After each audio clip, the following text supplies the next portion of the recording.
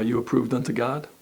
Paul wrote 2 Timothy 2:15 that says, "Study to show thyself approved unto God, a workman that needeth not to be ashamed, rightly dividing the word of truth." He was writing this to believers, to rightly divide God's word, so they would not be ashamed, but yet they would be approved unto God. Is there anything more that we would want from our Creator than to be approved by Him? The word approved is used 13 times in a King James Bible, and I don't believe you'll find one place where we are told to be approved unto God except in 2 Timothy 2:15.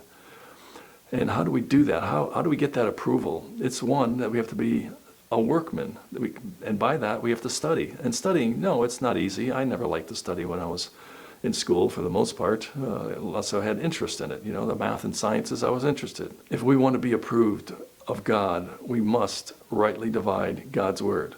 Otherwise, as he says, we will be ashamed. The book of Hebrews, chapter 11, we consider it to be the Hall of Faith chapter, in the sense that it gives the examples of faith by believers in the Old Testament.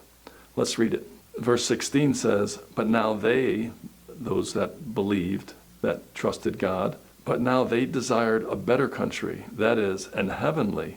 Wherefore God is not ashamed to be called their God, for he hath prepared for them a city." The people written about in Hebrews chapter 11, God is saying that he was not ashamed to be called their God.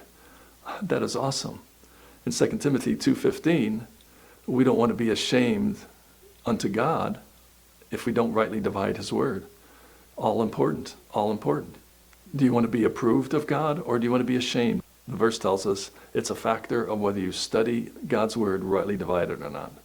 Having faith in God and doing it according to God's method of study. That is, to rightly divide it. Thanks for your time. You have a good day.